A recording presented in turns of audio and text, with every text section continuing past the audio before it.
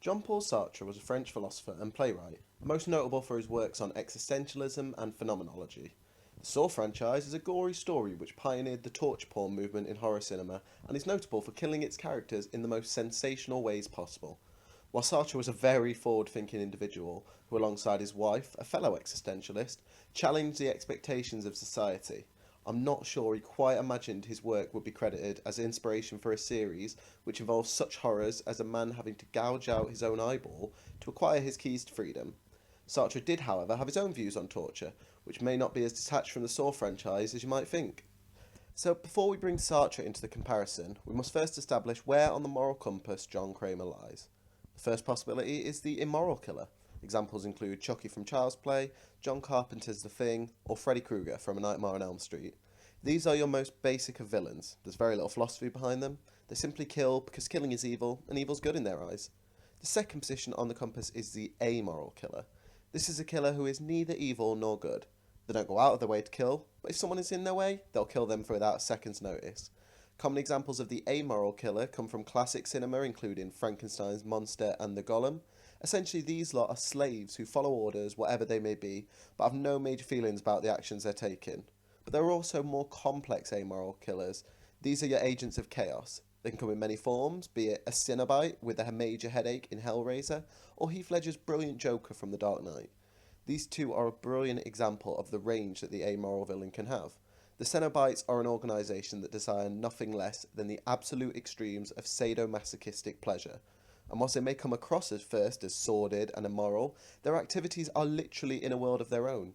Anyone they take from the real world is a willing participant who has searched out the puzzle box knowing that it will bring them to a world where pleasure and pain are one and the same. They never do good or bad purposely. They simply exist to achieve their desires, and they'll do this by any means necessary. Then on the complete opposite end of the amoral spectrum, you have the Joker, who unlike the Cenobites has no idea what he wants in life. In his words, do I look like a guy with a plan? Ledger's Joker simply does as he sees fit. He never seems to take any major joy from killing, but will gladly do it if anyone tries to interfere. The Joker instills chaos and anarchy. He wants a world without rules, a literal amoral world. The final position, often only reserved for anti-heroes, is the moral killer. The moral killer commits murder, but does it with good intentions. These characters tend to come from comic books, such as The Punisher and Wolverine, but can also be found in cinema history, with classics such as RoboCop and Rambo. Yes, they may kill people, but those people are much worse than the killer, so that's okay, isn't it? The beauty of the moral killer is that its reception is purely dependent on the viewpoint of the audience. Some people may view that there can be no morality in murder, and any performance of the acts brands oneself to be the bad guy of the story. On the other hand, the rise of the anti-hero in the past few years has led to an increase in the acceptance that the pursuit of justice should be achieved by any means necessary. The moral killer is where I believe Kramer lies on this spectrum, and here's why. Kramer himself is a brilliant example of how the villain can be portrayed as the least morally ambiguous character of the film. The Saw franchise is shown through the eyes of the victim, who have been trapped in a game which challenges them to the limits of pain as the only way to save their life. Of course, the character who causes the pain would be considered an immoral killer by these characters, but actually once you take yourself out of the victim's shoes and put yourself in Kramer's, the entire view of the film is turned on its head. To establish the morality behind Kramer's murders, it is important to understand the backstory of how he became the Jigsaw Killer. Kramer was almost as far from a killer as a character could be for most of his life. He was a successful engineer who was happily married and expecting a child with his Zen wife, Jill. Jill was pregnant and ran a free clinic which helped drug abusers recover. Whilst locking up one night, though, one of the addicts she had attempted to help robbed her and unfortunately caused her to miscarry. This was when John first discovered a mantra he would base his crimes on. You can't help them, they have to help themselves. After this tragedy, John's life was made only worse by the discovery that he had untreatable cancer, which would quickly kill him. Rather than wait for this eventuality, Kramer decided to commit suicide and drive his car off a cliff. Miraculously, though, Kramer walked away from the wreckage with only a few cuts and a new life lesson. Life is precious and should be appreciated. He then built his games as a test for people who had not led lives which he viewed as worthy. Knowing he was soon to die, Kramer set out to instill his brand on justice on society by taking the people he saw fit and placing them in torturous games, often somehow themed around their crimes, and giving them a simple choice. Prove you appreciate your life by undergoing extreme pain, or give up and die. Now that we understand the games and John's psyche, let's see where they originate.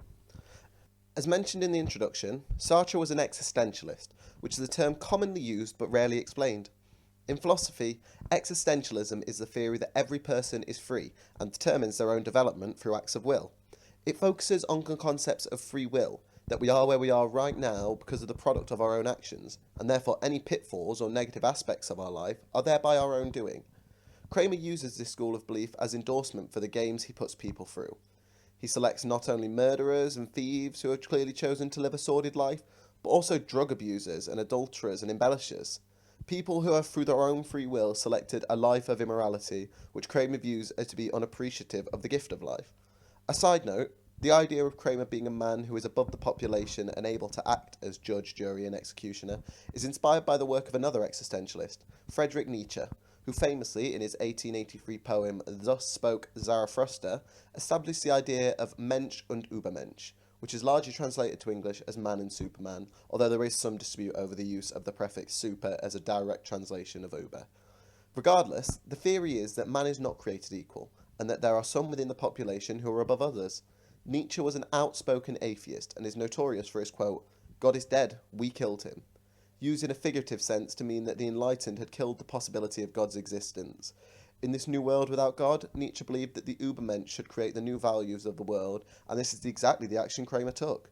After his accident, he believes he has risen above the population, and as he has proven his appreciation for life, now he can instill his values on the godless world to enhance mankind to his level.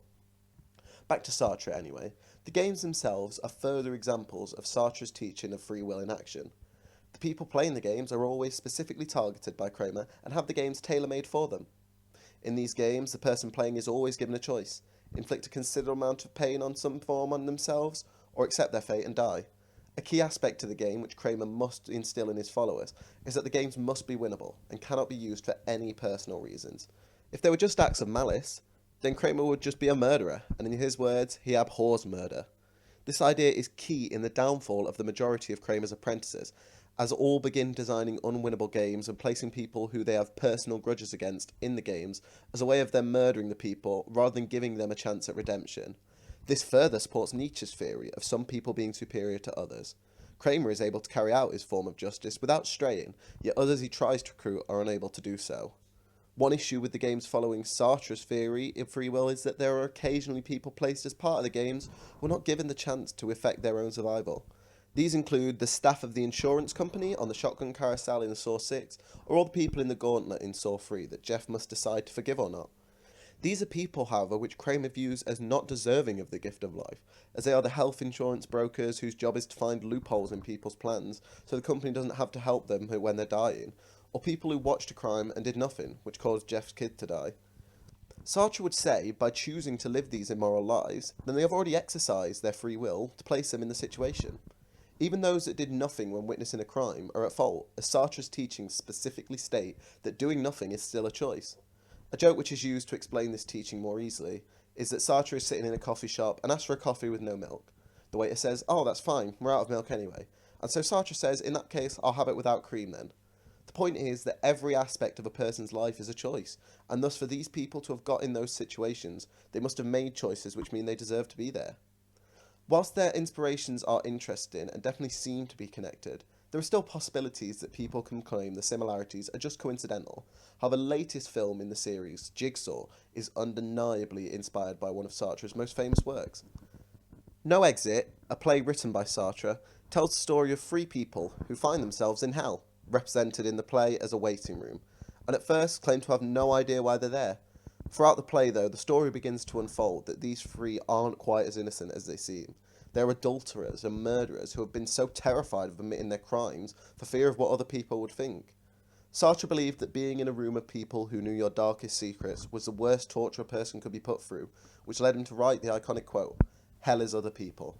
If you're not seeing the link to Saw yet, you may want to look a little closer at the game played in Jigsaw, in which 5 people are placed in one of Kramer's games who all insist they've done nothing to deserve their place.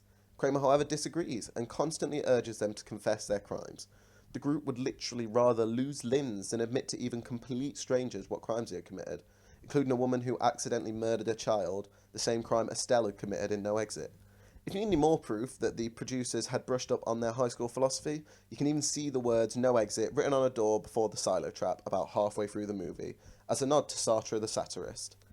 And that about wraps it up for today. So what do you think? Was one of modern cinema's most iconic bad guys inspired by one of history's most famous philosophers? Or do I just read too much into movies? Probably both, but I'll let you be the judge of that. If you've enjoyed, please like and subscribe, and otherwise, have a great rest of your day.